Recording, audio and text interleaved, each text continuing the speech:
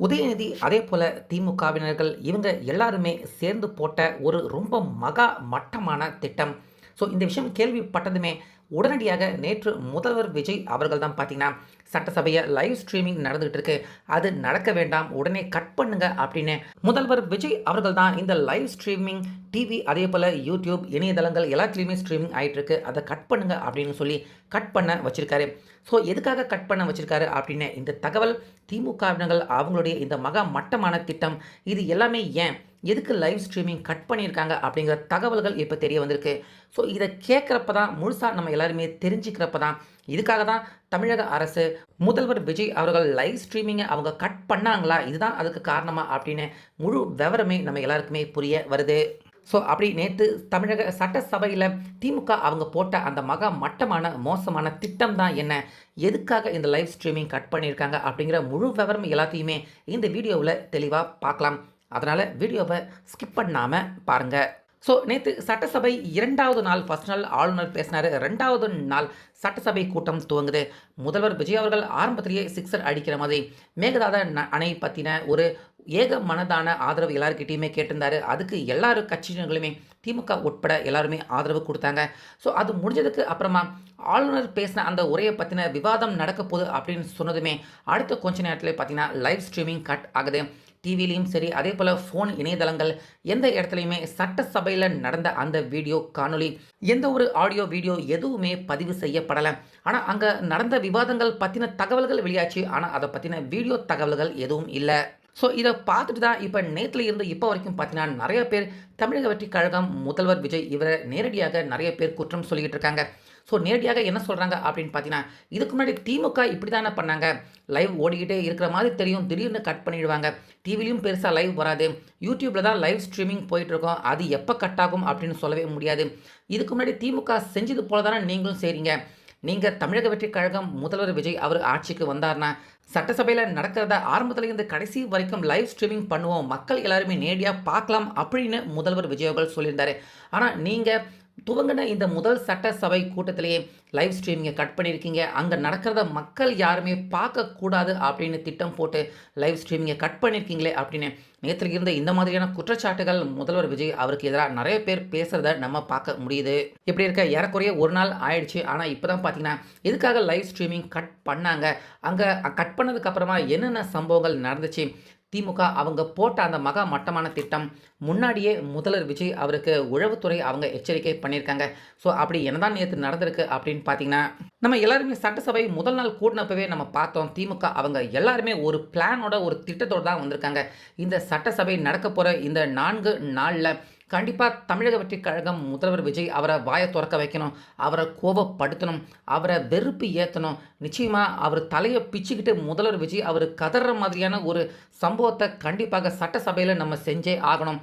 அதை மக்கள் எல்லாருமே லைவ் ஸ்ட்ரீமிங்கில் பார்க்கணும். இப்படிப்பட்ட ஒரு முதல்வரா அப்படின்னு முதல்வர் விஜய் அவருக்கு கெட்ட பெயர் ஏற்படுத்தணும் அப்படின்னு ஒரு ரொம்ப பெரிய திட்டத்துடன் ஒரு பிளானோட தான் திமுக கட்சி அவங்க முதல் நாள்லேயே பார்த்தீங்கன்னா அவங்க எப்படியெல்லாம் ஆர்ப்பாட்டம் பண்ணாங்க வெளியே நம்ம பார்த்தோம். வாயை திறங்க சிஎம் கதறல் சத்தம் கேட்கலையா, ரீல்ஸ் ஆட்சி அப்படின்னு அந்த ஆர்ப்பாட்டத்தோடு தான் முதல் நாளே திமுக அவங்களுடைய கும்மல் எல்லாருமே சட்டசபைக்கு உள்ளே வந்தாங்க. ஸோ இந்த சூழ்நிலையில் முதல் நாள் அமைதியாக இருந்துட்டு 2வது நாள் அந்த மேகதாது அணையை பற்றின அந்த தீர்மானம் நிறைவேற்றினதுக்கு அப்புறமா ரொம்ப பெரிய ஒரு அசம்பாவிதம், நேரடியாக முதல்வர் விஜய் அவரை தாக்கியும் நீங்கள் வாயை திறந்தே ஆகணும், நேரடியாக நாங்கள் கேட்குற கேள்விக்கு பதில் சொல்லுங்கள், நீங்கள் இந்த மாதிரி பொறுமையாக பதில் சொல்கிறது யோசிச்சு பதில் சொல்கிற மாதிரியெல்லாம் நீங்கள் கொடுக்கக்கூடாது, நான் கேட்குற கேள்விக்கு ஃபேஸ் டு ஃபேஸ் எனக்கு பதில் கொடுங்க அப்படின்னு நேரடியாக முதல்வர் விஜய் அவரை அட்டாக் பண்ணுற மாதிரியான செயலில் உதயநிதி அவர் ஈடுபட தயாராக இருந்திருக்காரு.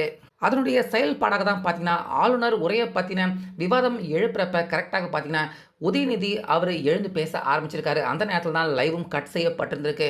அப்போ உதயநிதி பார்த்தீங்கன்னா அவர் எழுந்து என்ன சொல்ல வராரு அப்படின்னா, முதல்வர் விஜய் அவர் வாயே திறக்க மாட்டாரா, ஏன் எந்த ஒரு ப்ரெஸ் மீட்டும் கொடுக்க மாட்டாரு, நாங்கள் கேட்குற கேள்வி எதுக்குமே அவர் நேரடியான பதில் சொல்ல மாட்டாரே அப்படின்னு உதயநிதி அவர் சட்டசபையில் எழுந்து நின்று லைவ் கட்டான அடுத்த கொஞ்ச நேரத்திலே உதயநிதி அவர் இந்த கேள்வியை எழுப்பினதா தகவல் வெளியாகிருக்கு.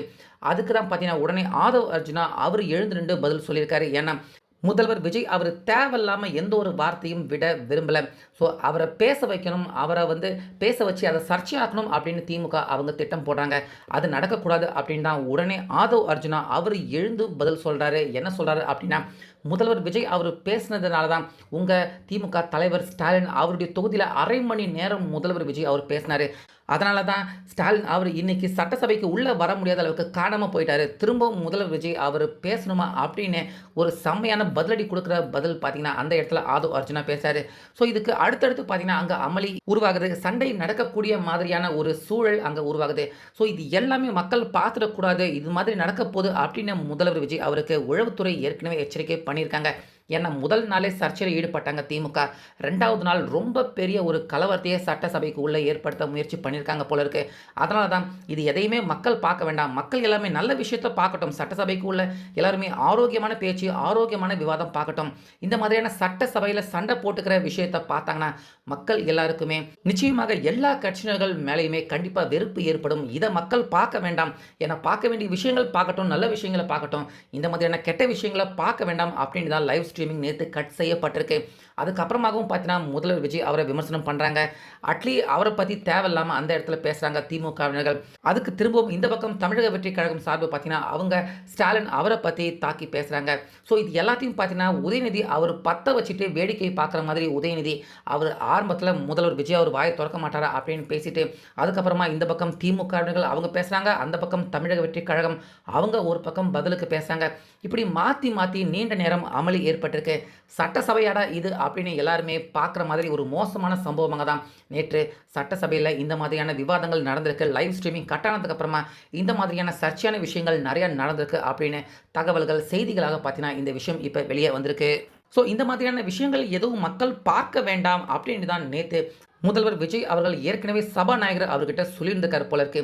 ஒரு மாதிரி பிரச்சனை நடக்கிற மாதிரி இருந்தால் லைவ் ஸ்ட்ரீமிங்கை கட் பண்ணிவிடுங்க. ஏன்னா அதை கட் பண்ணுறதும் எல்லாருடைய மைக்கை ஆஃப் பண்ணுறதும் ஆன் பண்ணுறதும் லைவ் ஸ்ட்ரீமிங்குமே கூட கட் பண்ணுறதும் ஆஃப் பண்ணுறதும் சபாநாயகர் அவர் கையில் தான் இருக்குது. ஸோ அதனால் முன்கூட்டியே சபாநாயகர் கிட்ட சொல்லியிருக்காரு. ஒரு மாதிரி சர்ச்சை பிரச்சனை மாதிரி வர மாதிரி இருந்தால் உடனே லைவ் ஸ்ட்ரீமிங்கை கட் பண்ணிவிடுங்க அப்படின்னு முதல்வர் விஜய் அவர்கள் ஏற்கனவே இன்ஸ்ட்ரக்ஷன் நம்ம சபாநாயகர் அவர்கிட்ட கொடுத்துருக்காங்க.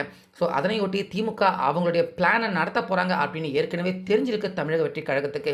ஏன்னா உளவுத்துறை அவங்களுமே கூட சொல்லியிருக்காங்க. திமுக முதல் நாள்லேயே அவங்க சட்டசபைக்கு வெளியே எப்படி அமளியில் ஈடுபட்டு வாயத்துறங்க சிஎம் ரீல்ஸ் ஆட்சி கதல சத்தம் கேட்கலையா இப்படி எந்த மாதிரியான சர்ச்சை எல்லாத்துலேயுமே அவங்க ஈடுபட்டாங்களோ அதே மாதிரி 2வது நாள்லையும் 3வது நாள் 4வது நாள் கடைசி நாளில் கூட அவங்க சர்ச்சையில் ஈடுபடுறதுக்காக அவங்க பிளான் போட்டிருக்காங்க. இதை நிச்சயமாக இன்றைக்கி 2வது நாள் சட்டசபையில் திமுக ரொம்ப பெரிய பிரச்சனை எழுப்ப போகிறாங்க அப்படின்னு தகவல்கள் முன்னாடியே வந்ததால் அதன் காரணமாக தான் முன்கூட்டியே அந்த பிரச்சனைகள் எதையுமே மக்கள் பார்க்க வேணாம் அப்படின்னு லைவ் ஸ்ட்ரீமிங் கட் செய்யப்பட்டிருக்கு. இல்லைனா முதல்வர் விஜய் அவர் தான் சொன்னார், தமிழக சட்டசபை எப்பயுமே லைவ் ஸ்ட்ரீமிங் மக்கள் எல்லாருமே நேரடியாக பார்க்கலாம், டிவிலையும் பார்க்கலாம், ஃபோன்லையும் பார்க்கலாம் அப்படின்னு முதல்வர் விஜய் அவர் தான் அந்த உத்தரவே போட்டிருந்தார். அப்படி இருக்க அவரே அந்த லைவ் ஸ்ட்ரீமிங்கை கட் பண்ணுவாங்களா? எதுக்கு கட் பண்ணியிருக்காங்க அப்படின்னா திமுக அவங்களுடைய அந்த மோசமான செயல் மக்கள் யாரும் பார்க்க வேண்டாம் அப்படிங்கிறதுக்காக தான் நேற்று கட் செய்யப்பட்டிருக்கு அப்படிங்கிற இந்த தகவல் தெரிய வந்திருக்கு. ஸோ சட்டசபைக்கு மக்கள் பிரச்சனையை பற்றி பேச வராமல் தொடர்ந்து தமிழக வெற்றி கழகத்தை தாக்கியும் முதல்வர் விஜய் அவரை பற்றி தாக்கியும் அதை பற்றி அந்த சிந்தனையோடைய சதா திமுகவர்கள் உள்ள வந்து ஒவ்வொரு நாளும் அவங்க சட்டசபையில் இதே மாதிரியான பிரச்சனைகளில் ஈடுபட்டுக்கிட்டே இருக்காங்க. ஸோ அதனால தான் நேற்று அந்த லைவ் ஸ்ட்ரீமிங் கட் செய்யப்பட்டிருக்கு. இதுதான் காரணம் அப்படின்னு இப்போ அதிகாரப்பூர்வமான தகவல்கள் வெளியாயிருக்கு. ஸோ இதை பற்றி உங்களுடைய கருத்து என்ன அப்படிங்கிறத கமெண்ட்டில் சொல்லுங்கள்.